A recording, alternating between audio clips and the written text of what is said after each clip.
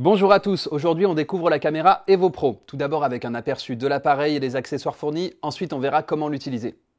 Au niveau de l'aperçu global, une caméra Evo Pro Full HD, corps en aluminium, longueur 85 mm, diamètre 24 mm pour un poids de 60 grammes, donc ergonomique.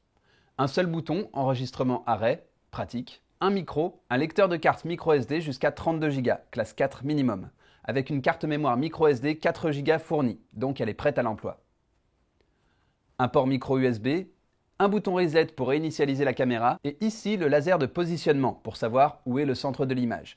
Pour les capacités, on a un grand angle de 135 degrés. La résolution réglable ici, soit 30 images par seconde Full HD 1920 par 1080 pixels, soit 60 images par seconde pour du slow motion, donc ralenti, en HD 1280 par 720 pixels. Un format vidéo Move, compression AVC H.264, compatible Mac et PC. Elle est étanche jusqu'à 10 mètres et autonome jusqu'à 75 minutes. Elle est également paramétrable via le fichier Setting pour les bidouilleurs. On reviendra dessus. Elle est fournie avec un bouchon arrière étanche, pratique pour les sports aquatiques, utile aussi pour les sports mécaniques puisqu'il atténue les sons. Un bouchon arrière non étanche mais avec une qualité sonore optimisée.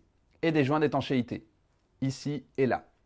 Un câble USB, un adaptateur microSD pour la carte microSD fournie, 4 joints d'étanchéité de rechange. Au niveau des accessoires de fixation, un support principal rotatif à emboîter sur un support courbe pour casque, à fixer avec l'adhésif fourni. Un support textile multi-usage plus 3 velcro adhésifs et un bandeau de tête pour ce même support textile. Et une fixation textile pour des lunettes de type ski, moto ou paintball. D'autres accessoires optionnels CamSport sont disponibles à la vente, comme une batterie étanche d'une autonomie de 5 heures et d'autres fixations, comme un support guidon, un support surf, etc. On passe à l'utilisation. D'abord, pour charger la caméra. Dévissez le bouchon arrière. Avec l'USB, branchez la caméra à votre ordinateur ou à un chargeur secteur USB 5 volts, en option. Un voyant lumineux vert signale que le chargement est en cours. Quand il s'éteint, la batterie est pleine. Comptez environ 3 heures.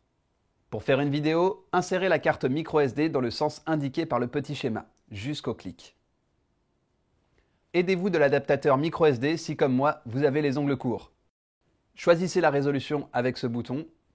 Avant de revisser le bouchon arrière, assurez-vous que les joints d'étanchéité sont correctement placés. Revissez le bouchon arrière, audio ou étanche, jusqu'à ce que le joint principal ne soit plus visible. Positionnez le bouton Power vers le haut. Appuyez 1 à 2 secondes sur le bouton Power pour lancer l'enregistrement. Une vibration signale le démarrage de la caméra et le laser de positionnement s'enclenche. Attention, c'est un laser, c'est pas bon pour les yeux. L'enregistrement débute au clignotement du voyant lumineux. Voilà, ça filme. Pendant l'enregistrement, vous pouvez réajuster la caméra avec le laser de positionnement en appuyant brièvement sur le bouton Power. Il s'allume 15 secondes. Pour arrêter l'enregistrement et éteindre la caméra, appuyez 2 à 3 secondes sur Power. 3 vibrations signalent que c'est dans la boîte. Pour regarder et récupérer la vidéo, tout d'abord dévissez le bouchon arrière. Puis connectez la caméra à votre ordinateur par USB, la caméra est détectée comme disque amovible avec une lettre, ou bien passez par l'adaptateur microSD fourni si vous avez un lecteur adapté. Sortez la carte microSD, insérez-la dans l'adaptateur et mettez-la dans votre lecteur pour retrouver vos vidéos. Vous avez alors accès à vos vidéos dans le dossier DCIM sans vidéo. A noter également la présence d'un fichier setting.txt situé à la racine de la carte microSD qui permet aux plus aguerris d'entre vous de modifier les paramètres de la caméra. Exposition, balance des blancs, contraste, luminosité, saturation, netteté, qualité d'enregistrement, volume audio, affichage de la date et de l'heure, désactivation du laser, orientation du capteur qui permet de renverser l'image à 180 degrés, etc. Pour enregistrer les paramètres du fichier setting, changez le N, No en phase de update, en Y, Yes. Pas de problème si vous supprimez le fichier. Il se régénérera au démarrage de la caméra ou lors de la connexion à l'ordinateur. Voilà, vous êtes prêt à filmer. Vous pouvez partager vos expériences sur la fanpage Facebook CamSport en suivant le lien dans le descriptif de cette vidéo.